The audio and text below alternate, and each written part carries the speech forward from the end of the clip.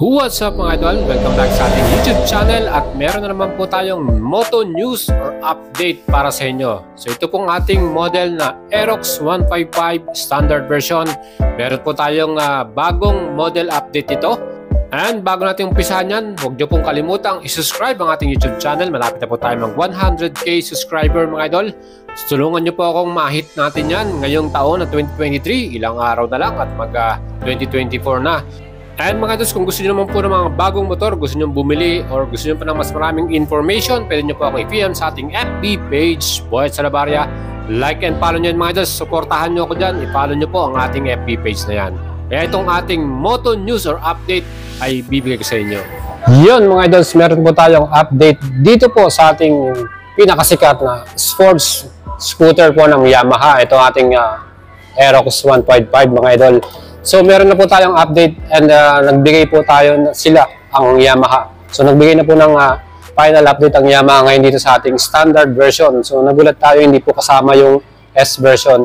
So para sa ating standard version mga idol, meron na po tayong bagong presyo nitong ating model na to. Again, meron daw tayong less 1,000 pesos in our SRP. Ibig sabihin bumaba po yung presyo ng kanilang update para dito sa ating model. Bakit kaya? Ano kaya ang reason ng ating ng Yamaha? Bakit nila binabaan ng presyo nitong ating standard version? So hindi po kasama yung S version mga idol. So sa standard version, meron tayong SRP nito at yun nga, mas bumaba yung presyo. So good news yan para sa atin. Ano kaya yung reason ng Yamaha? Well, ito po yung kanilang dahilan bakit po bumaba ang presyo nito.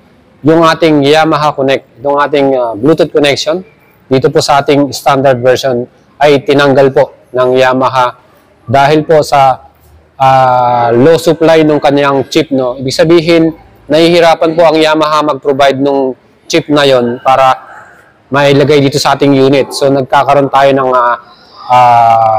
slowdown ng kanilang assembly o yung paggawa ng unit na to. Kaya ang ginawa nila para continuous pa rin yung supply ng mga ganitong standard version dahil mabenta po ito, no? Tinanggal nila yung kanilang Yamaha Connect dito. So yan po mga idol yung ating update sa inyo. And again, mas mababa na po ang presyo nito ngayon. So ngayong month of November daw yung starting ng dispatch ng mga bagong unit. So asahan natin December po ay meron na tayong mas mababang presyo na Aerox 155. Kaya mga idol, ano po yung inyong comments and thoughts about this? Kung maganda po ba yung ginawa nilang update dito sa ating Aerox 155? And for me mga idols, ang inaantay nga po natin ay baka may bago silang color version.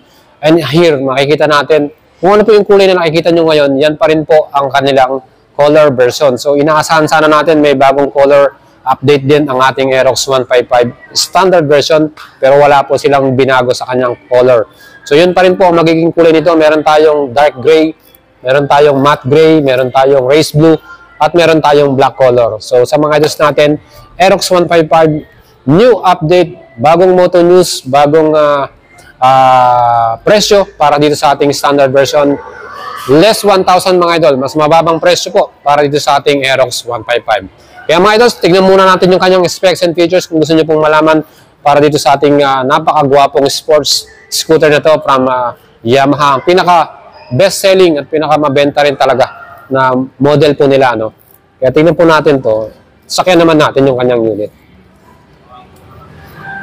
Alright. So mga gusto ng ating Aerox 155. Ayan. Standard version po ito yung ating pinapakita sa inyo. Ito lang po ang merong update as of today, month of November. No? So meron tayong 1,000 pesos na less or discount para dito sa model nito mga idols. Kaya magandang yan, balita yan. And syempre mga idols, itong ating Aerox 155 standard, ibibigay ko po sa inyo ang ating kumpletong specs and features ito at yung ating presyo, cash payment man yan or installment. Ngayon po ang ating engine type, meron tong 155cc liquid cooling po ito with single cylinder, 4 valves po ito at meron tong equipped na BBA or variable valve actuation plus meron tong CVT transmission na max power po nito 15.1 HP at 8,000 RPM at maximum torque 13.9 Nm, 6,500 RPM. Ang kanyang average top speed mga idol nasa 120 to 122 km per hour. Kaya ganyan po kabilis itong ating Aerox 155 sporty scooter natin from Yamaha Motorcycle. Again, yung ating namang front suspension, telescopic forks. Sa likod naman, naka-dual shocks po tayo. No? Hopefully nga, i-update to ng Yamaha at gawin na itong merong baso, no? Yung may sub-tank, kagaya po sa bansang Indonesia. No? Well, para naman sa ating stopping power, meron tayong disc brake po sa harapan. Dahil standard version to, wala pong equipped ito na ABS. At yung ating disc na yan, may sukat na 230mm at meron tong single pot na atin pong caliper. Well, yung atin namang likuran, same pa rin po ang ating specs dyan, mechanical drum brake. And of course, itong ating Aerox 155, gusto sana natin to para yung naka-disc brake, yung harap at likod. Ano? At syempre, panalo na rin yung may single channel ABS para sa ating front brake.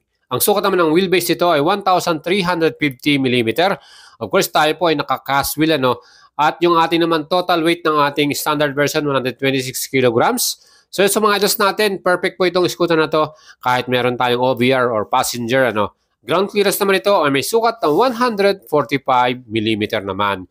Again, itong ating seat height, perfect to sa ating mga average Filipino rider. 790mm po ang sukat niyan. Kita naman po nyo yung ating upuan, talagang makapal po yung foam niyan. At siyempre, komportable po ang rider plus yung ating OVR or passenger natin. Ang luggage capacity naman ito ay may sukat at 24.5 liters. Marami tayong may kakargang gamit. Ano? At siyempre, malaking bagay yan para sa atin, lalo na kung medyo long destination yung ating pupuntahan. Fuel capacity naman ito ay 5.5 liters. Marami tayong may kakargang gasolina para dito. Siyempre pa, meron tayong ordinary key shutter with lock at nandiyan na rin sa tabi niya ang kanyang bukasan ng fuel lid at yung ating upuan. Siyempre yung ating fuel consumption, 45 km per liter naman mga idols, kaya talagang matipid. Ano? Well, para po sa mga model natin, meron pa pong mga naiiwan na merong standard version na merong equipped na Yamaha Connect. Ang kanyang presyo po rin po niyan ay 124,000 pesos.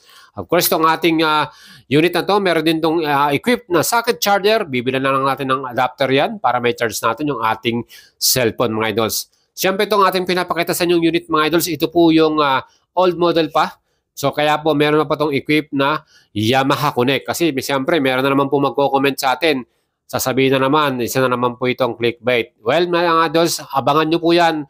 Ang expected delivery po ng mga units sa ating mga store o Yamaha ay mga month of December. First week po yan, baka available na itong ating standard without Yamaha Connect or Bluetooth connection. Yan po ang ating pinakamagandang update sa inyo. Legit po yan, wala po tayong masasabi dyan. Well, ang ating namang instrument panel, yan po ay fully digital at very informative din. Siyempre pa itong ating headlight, itong nagustuhan natin dito. Very sporty, aggressive na mukha at talagang super gwapo ng datingan natin dito. No? Kaya po talagang bestseller tong ating Aerox na to. No? Siyempre dahil sa LED yung mga ilaw natin ay very visible tayo. Even sa gabi, no? Kung magla-long rides tayo or sa gabi tayo mag-rides, yan po ay perfect para sa ating mga idols. Of course, yung ating very sporty na taillights, ano, yan po ay LED. At yung hawakan natin dyan sa malapit sa may tabi ng taillight natin. Yan po ang ating bagong presyo para sa bagong model ng standard version. Yung wala na pong Bluetooth connection na SRP niyan, 123,000 pesos. Ang installment naman natin, down payment, 12,400. At yung ating mga monthly payment na yan. Again, ito pong ating update sa inyo mga idols. Wala pa po sa store itong ating bagong model na to na wala ng Bluetooth connection. Ang makikita pa rin po natin as of now, itong may mga Bluetooth or Yamaha Connect na to. Same pa rin pong presyo niyan, 124,000 pesos. Kaya mga idols, kung nagustuhan nyo po yung ating update sa inyo, again, huwag nyo kalimutan i-subscribe ang ating YouTube channel and tulungan nyo akong ma-hit natin yung 100k subscriber mga idol. Siyempre pa yung mga color available, yan, meron tayong dark gray, matte gray, blue at black color para dito sa ating bagong Aerox 155 standard without Bluetooth connection. Yan po ang ating update sa inyo. Ride safe po.